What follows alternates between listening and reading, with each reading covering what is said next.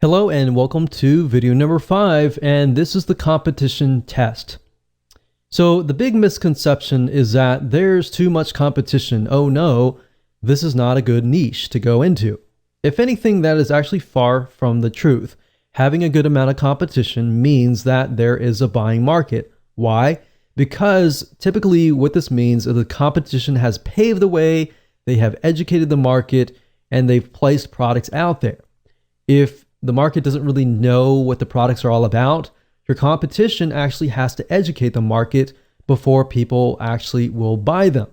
So basically, instead of having to educate the market, you simply come in, provide lots and lots of value, and you can move in, you can find out what your competition is doing, what your competition is not doing, therefore is a demand in itself, and actually do it. So let me go ahead and show you how to find competing blogs, spy on them to do the necessary competitive intelligence. So technically you can go to google.com and do a search for blogs in your niche.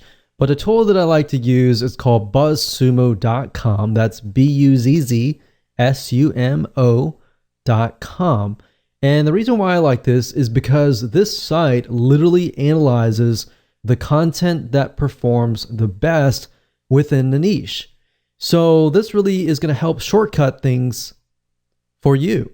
So if I go here and I type in, let's say for example, lower cholesterol, let's see what we get. Now, one thing to note is that BuzzSumo, it is a paid tool, but it will allow you to do some free searches as well. So if you want to pay for it later, that's fine if you get really serious. But for now, as starting out, you don't really need to pay for it.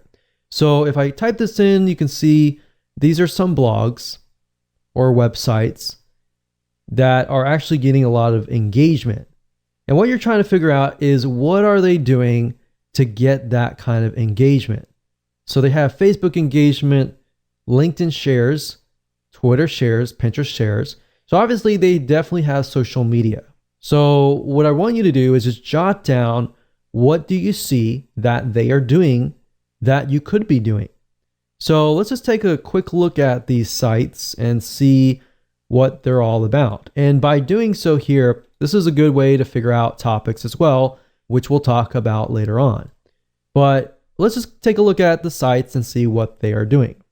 So if we go here, it's theheartysoul.com, and we can see they have different sections, one for food, one for body, one for lifestyle, and it's just these 3 categories, and then they have subcategories within each. So for example, food, when it comes to lowering cholesterol, there's breakfast, there's snacks, there's entrees, there's salads, there's quick and easy meals, there's sides, there's desserts, beverages, specific diet, brands to avoid, herbs, spices, and more. So you could even jot these down if you wanted to and categorize them.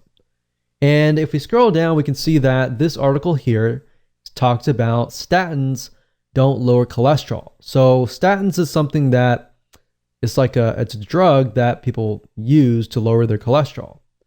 But it's saying in this study that it increases cancer and memory loss risk. So obviously this is a very controversial type article, and that's what they're doing to get all these likes and shares and more.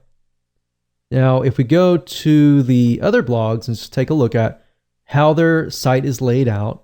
So they have a topics.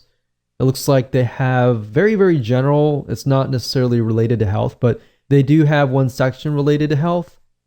But this looks like it's just an article. But you can see the length of the article is actually quite long. It's a good, decent size article, maybe about 700. No, it looks more like 1,000 words. But nowadays, your articles and your blog posts can actually get to the length of, 1,500 to 1,000 words per blog post. And of course, if you have videos, that's good too, to get people to actually stay. So we can see that these sites don't really focus just on cholesterol, but they focus on the overall arching view of health. Now, what this allows you to do is this allows you to create a profitable authority blog based upon a very, very specific niche. If you focus only on, let's say, lowering cholesterol or how to pass a kidney stone without surgery, then that might actually allow you to convert more sales because the person that you are attracting is more likely to be in that mindset, right? So for example, if somebody comes to this blog, they might be interested in lowering their cholesterol, of course, because of lifestyle, but they might be coming here because they're interested in relationships. So it's not really targeted. So that, I think, is something that could be improved and something that you could even do yourself. So that's what I would do. I would go to these sites, jot down at least 10 or so things that they could improve and that you could follow, that they are doing that is working for them.